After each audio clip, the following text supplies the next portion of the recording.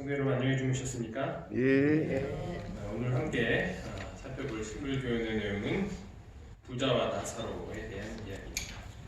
다 같이 성경 누가복음 16장 19절로 31절에 있는 말씀 살펴보도록 하겠습니다. 누가복음 16장 19절로 31절에 있는 말씀입니다.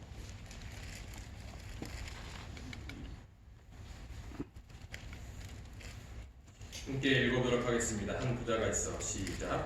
한 부자가 있어 자색 옷과 고운 베옷을 입고 날마다 호화롭게 즐기더라. 그런데 나사로라 이름하는 한 거지가 헌된 투성이로 그의 대문 앞에 버려진 채 그 부자의 상에서 떨어지는 것으로 배불리되어 하매 심지어 개들이 와서 그 헌대를 핥더라. 이에 그 거지가 죽어 천사들에게 받들려 아브라함의 품에 들어가고 부자도 죽어 장사되매 그가 음부에서 고통 중에 눈을 들어 멀리 아브라함과 그의 품에 있는 나사로를 보고 불러 이르되 아버지 아브라함이여 나를 긍휼히 여기사 나사로를 보내어 그 손가락 끝에 물을 찍어 내 혀를 서늘하게 하소서. 내가 이 불꽃 가운데에서 괴로하나이다. 아브라함이 이르되 예 너는 살아있을 때 좋은 것을 받았고 나사로는 고난을 받았으니 이것을 기억하라. 이제 그는 여기서 위로를 받고 너는 괴로움을 받느니라. 그뿐 아니라 너희와 우리 사이에 큰 구렁텅이가 놓여 있어 여기서 너희에게 건너가고자 하되 갈 수 없고 거기서 우리에게 건너올 수도 없게 하였느니라. 이르되 그러면 아버지여 구하노니 나사로를 내 아버지의 집에 보내소서. 내 형제 5이 있으니 그들에게 증언하게 하여 그들로 이 고통 받는 곳에 오지 않게 하소서. 아브라함이 이르되 그들에게 모세와 선지자들이 있으니 그들에게 들을지니라. 이르되 그렇지 아니하느니라. 아버지 아브라함이여 만일 죽은 자에게서 그들에게 가는 자가 있으면 회개하리이다. 이르되 모세와 선지자들에게 듣지 아니하면 비록 죽은 자 가운데서 살아나는 자가 있을지라도 권함을 받지 아니하리라 하였다 하시니라. 예수님의 비유 중에서 가장 이해하기 힘든 비유 중 하나라고 할 수 있겠습니다. 여기서 그 2명의 주인공이 등장하는데 이 사람들은 이 부자와 거지입니다. 거지의 이름은 나사로입니다.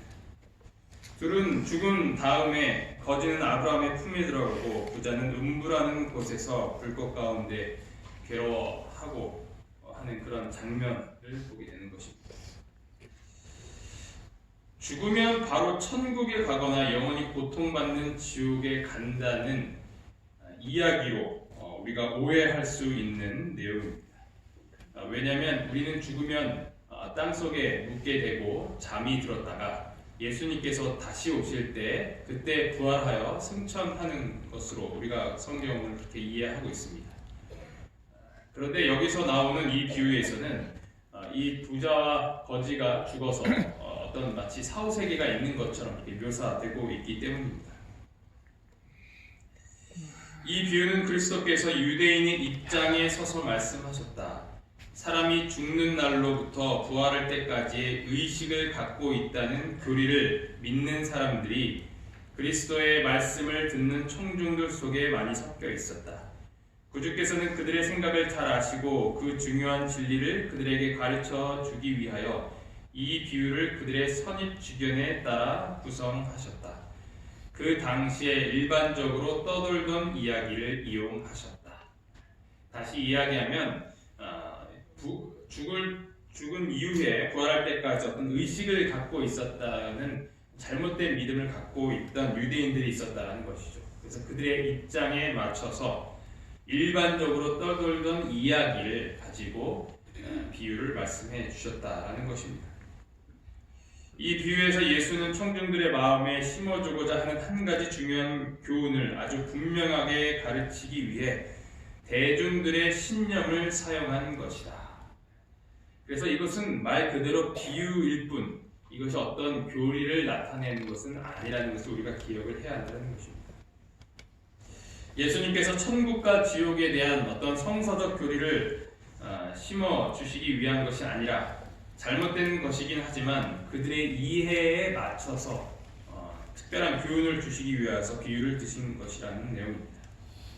더 쉽고 가슴에 와 닿을 수 있도록 그러한 비유를 드신 것이죠. 예전에 우리 예수님께서 만약에 조선시대 때나 아주 오래전에 오셨더라면 산신령에 대한 비유를 듣지 않으셨을까? 우리가 그렇게 생각을 해볼 수 있는 것이죠. 무당도 나올 수 있고 그런 것입니다. 사후의 행복이나 불행은 죽음 전의 행위에 의하여 결정된다는 일반적인 원리가 견지되고 있으나 그 묘사의 상세한 부분들은 음부에 있는 영혼들에 관한 유대인들의 신조를 인용하는 것으로서 그런 신조들을 확증하는 것으로 이해해서는 안 된다. 그래서 꼭 우리 교회뿐만 아니라 다른 일반적인 그런 전통적인 기독교에서도 이렇게 해석을 하고 이해를 하고 있습니다. 물론 사후세계에 대해서 믿고 있는 그런 교회들에 있어서는 이것이 어떤 하나의 그 구체적인 증거가 된다라고 이야기를 할 수 있겠지만 이것은 분명히 비유로서 우리가 잘 어떤 중요한 교훈만을 받아들여야 할 것입니다. 그러면 여기서 내용이 어려울 수도 있지만 다시 한번 우리가 성경을 통하여서 이 지옥에 대한 성서적 개념을 함께 살펴보도록 하겠습니다. 영원히 불타는 지옥, 악인의 영원한 고통과 같은 그릇된 교리들이 있는데 이는 하나님의 품성에 대한 과장되고 왜곡된 사상을 제시하므로 예민한 마음의 소유자들에게 동일한 결과를 가져갔다. 결론적으로 이야기하면 영원히 고통당하는 지옥이라는 곳은 존재하지 않다라는 것입니다. 예수천국 불신지옥이라는 팻말을 들고 다니면서 열심히 전도하시는 분들의 그 열정과 또 하나님에 대한 사랑만큼은 정말 존경스러운 부분이긴 하지만 잘못된 교리를 통하여서 하나님의 사랑을 왜곡하는 것은 분명히 잘못된 것이라는 말씀을 다시 한번 드립니다. 사랑의 하나님이 끝없는 고통을 주신다는 것, 이것은 앞뒤가 맞지 않는 것이죠. 교회를 갈까 말까 고민하는 사람들도 예수 천당 불신족 이 글자를 보면 고개를 절레절레 흔들게 됩니다. 왜 그럴까요? 하나님을 잘 모르는 사람도 사랑의 하나님은 영원히 고통당하는 지옥을 만든다는 것이 이해가 되지 않기 때문입니다. 그러한 사람들의 심리를 잘 나타내는 그 한 내용을 살펴보도록 하겠습니다. 여러분 존엄사에 대해서 아십니까? 존엄사. 안락사와는 다른 거죠. 최선의 의학적 치료를 다하였음에도 회복 불가능한 사망의 단계에 이르렀을 때 질병의 호전을 목적으로 하는 것이 아니라 오로지 현 상태를 유지하기 위하여 이루어지는 무의미한 연명 치료를 중단하고 질병에 의한 자연적 죽음을 받아들임으로써 인간으로서 지녀야 할 최소한의 품위를 지키면서 죽을 수 있도록 하는 것이다 라고 정의를 내리고 있습니다. 이 무의미한 연명치료가 핵심 단어라고 할 수 있겠습니다. 회복 불가능한 사망의 단계가 임박하였을 때 의학적으로 불필요하다고 판단되는 기계 호흡이나 심폐소생술 등을 이야기하는 것입니다. 그러니까 더 이상 누가 봐도 어떤 의학적으로 더 이상 호전될 기미가 보이지 않는 상태가 되었을 때 산소 호흡기를 이렇게 계속 대고 있는 것이 과연 의미가 있느냐라는 것이죠. 이 존엄사법이 작년 2018년 1월 8일에 국회를 통과하게 되었습니다. 이것은 2012년도 국민일보 자료인데요. 2011년 보건복지부 조사에서 19세 이상 남녀 1000명을 대상으로 조사한 결과입니다. 여기에서 이제 나타난 입장들은 국민 72.3%가 무의미한 연명 치료에 대하여서 반대 입장을 했다라는 것입니다. 안락사와는 다릅니다. 안락사는 어떤 주사를 주입한다거나 어떤 수면 가스를 이용한다고 해서 이렇게 편하게 죽도록 강제적으로 한다는 것이라면 이 존엄사라는 것은 그냥 그대로 두었을 때 죽게 되는, 그러니까 더 이상 무의미한 연명 치료가 그것을 지속하지 않는 것을 의미하는 것이죠. 2013년 보건사회연구원 조사에서는 65세 이상 노인 중에 무려 88.9%가 이 무의미한 연명 치료에 대해서 반대 입장을 나타냈습니다. 존엄사를 찬성하는 사람들의 공통적인 그 의견의 가장 핵심적인 주제는 바로 이 고통입니다. 고통을 오랫동안 유지하면서 힘들게 생명을 유지하기보다는 고통 없이 보내드리는 것이 사람의 도리라고 많은 사람들이 인식을 하고 있다는 것입니다. 여기서 어떤 생명의 윤리적 논란이 당연히 있을 수밖에 없습니다. 그것에 대해서는 옳다, 나쁘다를 제가 이야기하는 것이 아닙니다. 그 사람들의 심리, 인식, 요즘 사람들이 어떻게 이해를 하고 있는가에 대해서 말씀드리기 위해서 이런 자료들을 갖고 왔습니다. 다시 말하면 고통보다는 죽음을 선택하는 것이 더 낫다라고 이해를 하는 것이죠. 이렇게 이해하는 사람들이 그런 사람들에게 이 사랑의 하나님께서 형벌로 죽음이 아니라 고통을 주신다고 하니까 당연히 이해를 못하는 것입니다. 아니, 죽으면 죽게 하지 왜 무슨 고문을 하는 것이냐라고 이야기를 하는 것이죠. 그것은 상식적으로도 말이 안 된다는 것이 우리가 이 시간을 통해서 확인해 볼 수 있는 내용입니다. 내가 사랑하는 가족이 현재 지옥에서 저렇게 고통을 당하고 있다면 내가 현재 있는 이 천국이 과연 그곳이 정말 천국일까? 그것은 지옥보다 더 고통스러운 곳이 아닐까? 하나님께서는 심판의 때까지 충분한 기회를 주실 것입니다. 그때 되서면 악인들은 할 말이 없을 것입니다. 그렇다고 해서 그 심판으로 인하여서 영원한 고통을 주시는 것을 우리는 사랑이라고 볼 수는 없는 것입니다. 불의 심판은 그렇게 다가올 것입니다. 고통을 느끼기도 전에 하나님의 심판의 불이 악인들을 완전히 소멸시킬 것입니다. 여기서는 좀 여러분들이 집중을 해서 좀 살펴봐야 되겠습니다. 좀 깊은 공부니까요. 벌써 잠잘 준비를 하신 분들이 계셔서 제가 좀 불안합니다.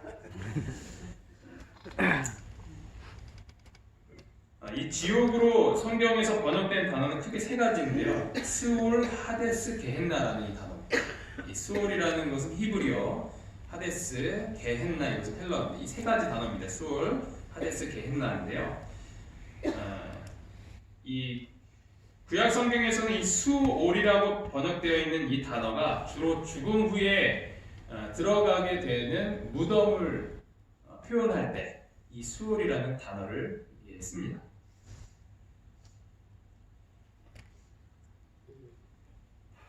어떤 고통의 형벌이 있는 곳으로서의 이 개념을 이 수올이라는 단어에서는 찾아볼 수가 없습니다.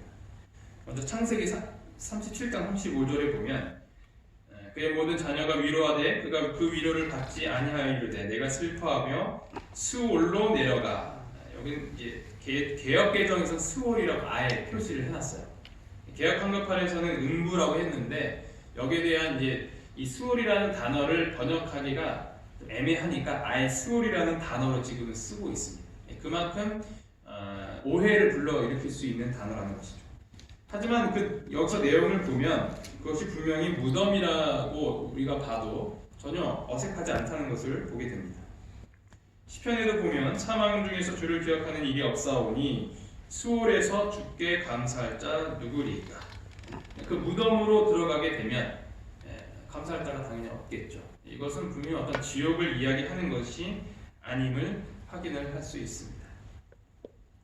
그런데 이 70인역에서는 이 수올이라는 이 히브리어 단어를 이 하데스라는 단어, 헬라어로 번역을 할 때 하데스라는 단어로 번역을 합니다. 이 70인역이라는 책이 어떤 책이냐면 당시 유대인들이 이제 시간이 지나게 되면서 히브리어를 이제 더 이상 사용하지 않게 되잖아요. 그래서 이 히브리어 성경을 이해하기 위하여서 헬라어 성경으로 번역을 하게 됩니다.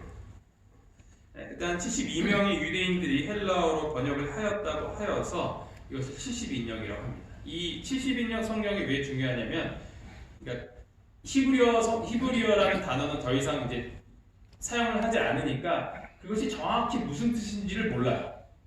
그런데 그 히브리어를 정말 잘 이해하고 있는 학자들이 헬라어 단어로 번역을 하게 되면서 히브리어 단어는 잘 이해하지 못하더라도 우리가 헬라어는 어떠한 단어들의 뜻이 정확히 알고 있기 때문에 그 헬라어 성경, 이 70인역 성경을 통하여서 히브리어 성경의 그 단어들의 의미를 조금 더 잘 알 수 있게 된다는 거죠.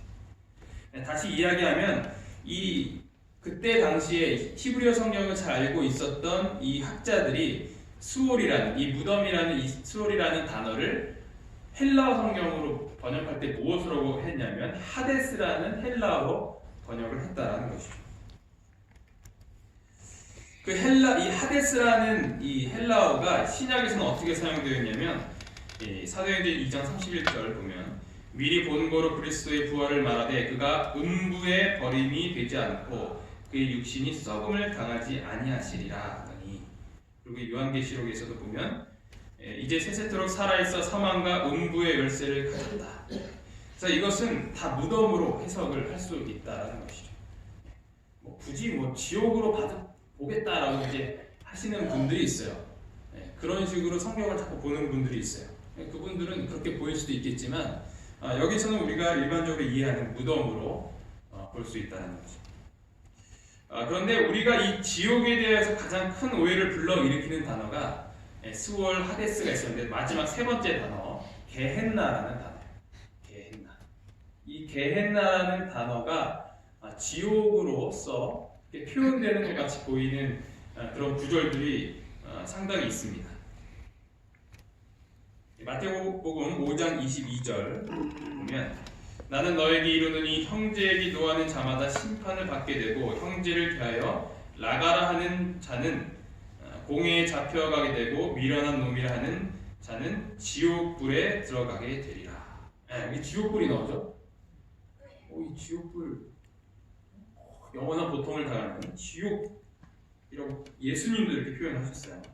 그러니까 마가복음 9장에도 보면 만일 내 손이 너를 범죄하게 하거든 찍어버리라. 장애인으로 영생이 들어가는 것이 두 손을 가지고 지옥 곧 꺼지지 않는 불에 들어가는 것보다 나으니라.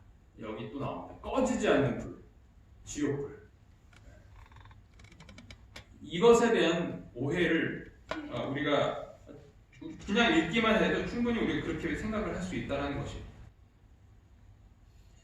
여기서 이제 사용하고 있는 지옥이라는 단어가 무엇이냐면 게헨나라는 게헨나로 표현되어 있는 이런 단어들은 어떤 정말 불이 계속 막 타고 있는 지옥으로서의 그런 이렇게 내용으로 우리가 살펴볼 수 있다는 것이죠.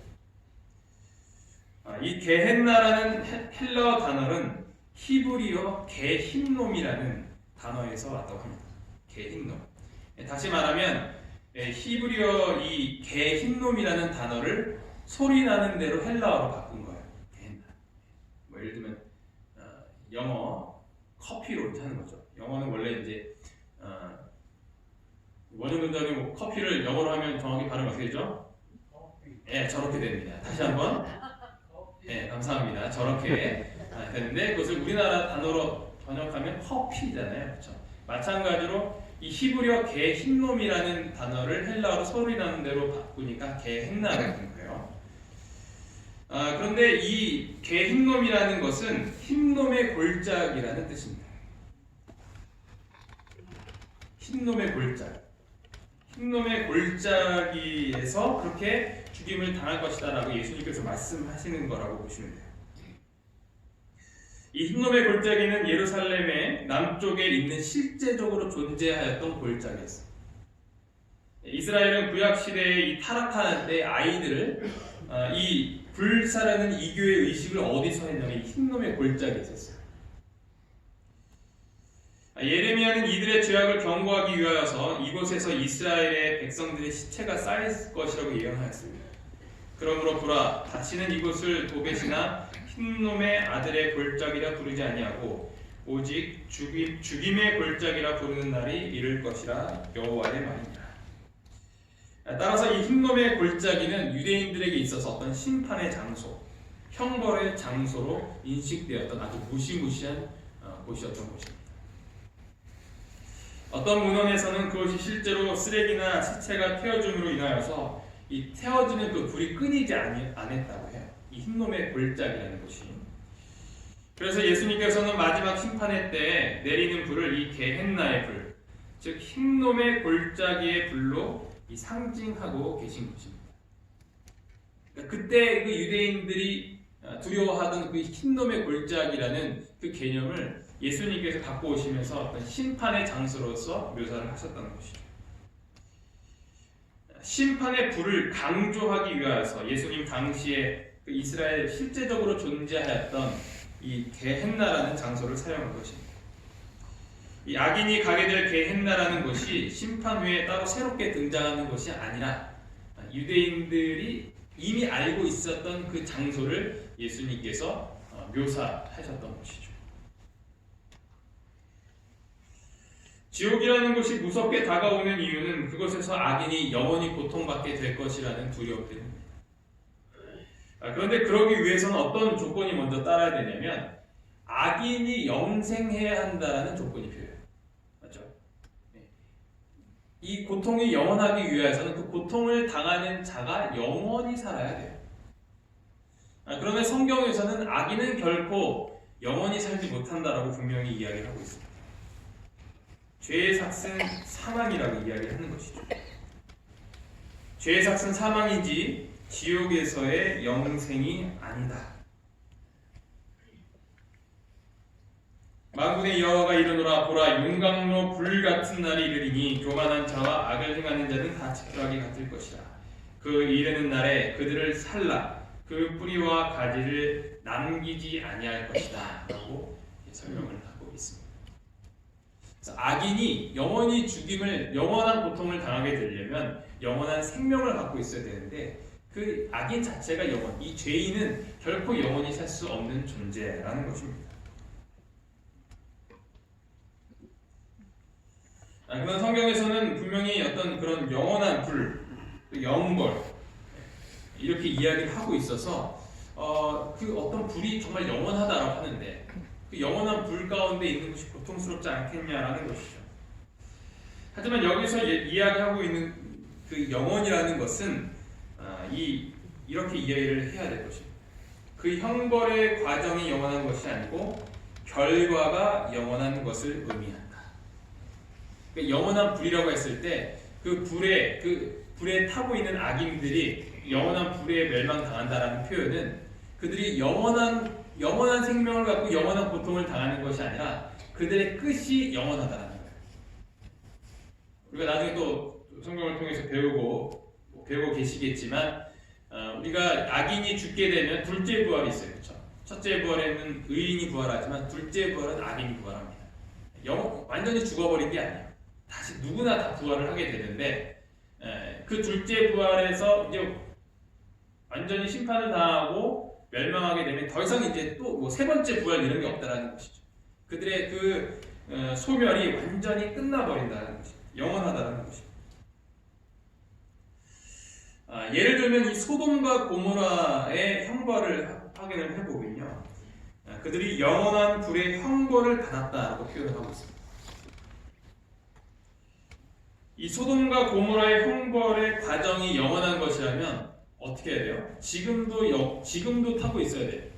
그렇죠? 영원한 불이잖아요. 그런데 지금 타고 있어요? 안 타고 있어요? 안 타고 있죠. 그렇죠? 소돔과 고모라는 흔적도 없이 사라지게 되었습니다. 영원한 불의 형벌이라는 것은 그 결과가 영원하다라는 것을 다시 한번 보여주는 것입니다. 하나님을 거절하고 예수 그리스도 안에 있는 구원의 선물을 거절하는 자들이 둘째 사망을 당할 때 영원한 불에 의하여 형벌과 멸망을 당하는 장소와 상태, 이것을 지옥이라고 본교의 주석에서는 설명을 하고 있습니다.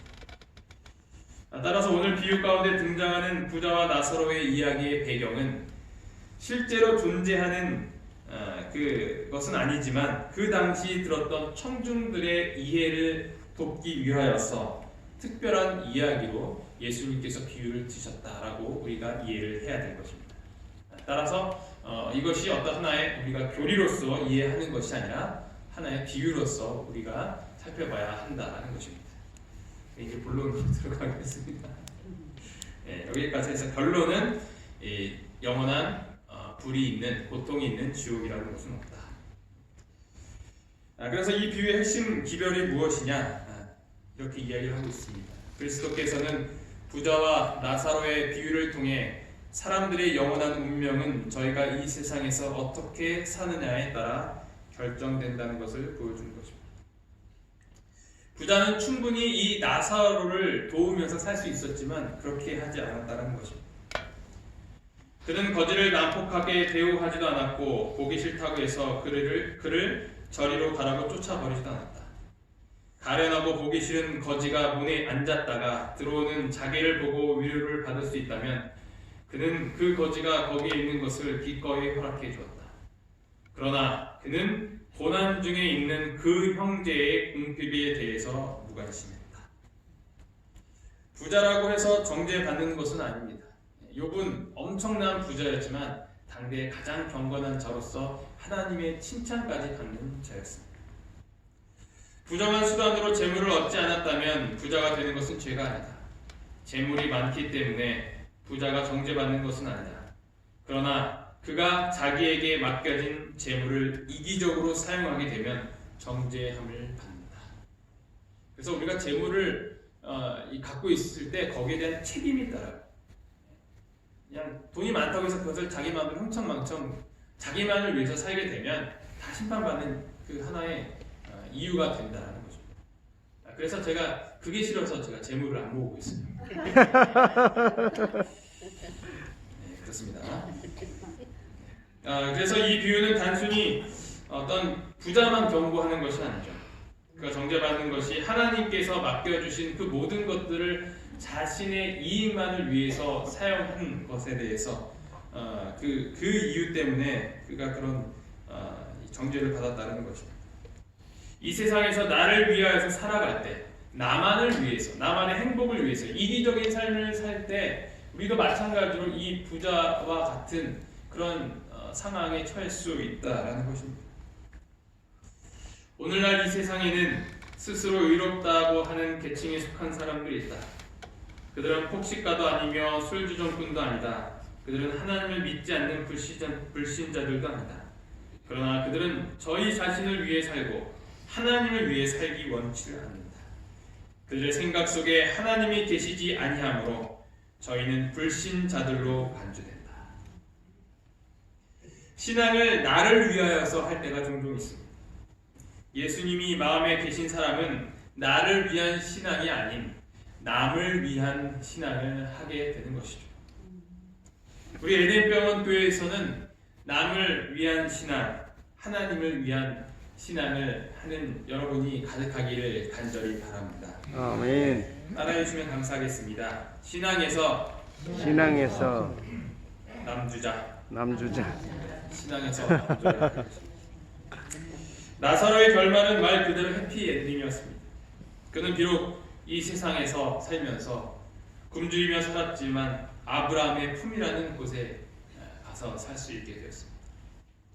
그들의 운명이 심판의 때에 완전히 뒤바뀌게 되는 것을 확인할 수 있었습니다. 이 이야기는 나사로와 같이 가난하고 고통받는 모든 사람들에게 소망이 되는 이야기라고 할 수 있습니다. 나사로는 그리스도를 믿으면서 고생당하는 가난한 사람을 대표한다. 나팔 소리가 나고 무덤 속에 있는 모든 사람이 그리스도의 음성을 듣고 나올 때 그들은 상급을 받게 될 것인데 이는 하나님께 대한 그들의 믿음이 이론에 그치지 않고 실제적이었기 때문이다. 부자와 나사로의 가장 큰 차이점은 여기에 있습니다. 가난한 자들을 위하여서 재물을 사용하지 못했던 자와 실제적인 신앙을 소유했던 자. 너희와 우리 사이에 큰 구렁텅이가 놓여 있어 여기서 너희에게 건너가고자 하되 갈 수 없고 거기서 우리에게 건너올 자도 없게 하였느니라. 그 부자와 아브람 사이를 가로막고 있는 깊은 골짜기는 곧 불순종의 골짜기였다.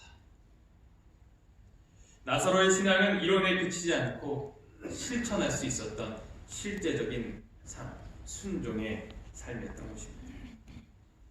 신앙이 실제적이면 가난해질 수도 있고 고통 중에 있을 수도 있습니다. 교회 활동 열심히 하고 학원에 안 가면 좋은 대학 못 갈 것 같습니다. 안식일을 기억하여 거룩하게 지키려고 하니 연봉이 낮은 회사로 들어가야 합니다. 같은 신앙을 가진 사람과 결혼하려고 하니 마땅히 결혼할 사람이 안 보입니다. 정직하게 장사하려고 하니 미운이 남지 않습니다. 술 안 마시려고 하니 사회생활 못하게 됩니다. 승진이 되지 않죠. 원수를 사랑하라고 했는데 쟤는 도저히 못 봐주겠습니다. 교회 가고 싶지 않게 됩니다. 실제적인 신앙에는 고통이 따릅니다. 말씀대로 살면 이 세상에서 가난해질 수도 있습니다. 그러나 우리가 기억해야 할 것은 분명히 하늘에서는 부자가 된다는 것입니다. 아멘. 비록 세상에서는 물질적으로 가난하지만 하나님을 의지하고 고난을 참는 자들은 장차 이 세상이 줄 수 있는 최고의 지위를 가졌으나 하나님께 저희 생애를 바치지 아니하는 자들보다 높임을 받게 되는 날이 올 것이다. 아멘. 비록 가난하고 또 어렵게 산다고 하여도 또 우리 가운데 큰 고통이 있게 되더라도 나사로의 해피엔딩을 기억하면서 우리 지금 당하고 있는 이 어려움을 하나님께 두는 그 소망으로 매일매일 이겨나갈 수 있는 우리 모두가 되기를 간절히 바랍니다. 아멘. 말씀을 마치겠습니다. 하늘에 계신 하나님 아버지, 오늘 저희에게 귀한 교훈의 말씀을 주셔서 감사합니다. 아멘. 나사로가 비록 그가 이 세상에서의 가난한 삶을 살며 고통 중에 살았지만 그가 결국엔 심판의 때 하나님의 품에서 가장 행복한 시간들을 보낼 수 있는 해피엔딩을 맞이하였습니다. 아버지, 어쩌면 저희의 신앙이 새드 엔딩이 되는 것 같이 보일 때가 있습니다. 악인이 더 해피한 것 같고 그들이 더 복된 삶을 사는 것 같이 보일 때가 있습니다. 하지만 저희가 주님께서 주신 그 소망을 기억하면서 지금의 이 잠깐의 고통을 견뎌낼 수 있는 능력을 허락하여 주시고 영원한 생명을 바라보며 사는 자들이 될 수 있도록 인도하여 주시옵소서. 아멘. 오늘 또한 저희가 살아갈 때 저희가 나사로와 같은 이 실제적인 신앙, 나를 위한 신앙이 아닌 남을 위한 신앙을 살게 하여 주시옵소서. 아멘. 이 모든 말씀 예수님 이름으로 간절히 기도합니다. 아멘.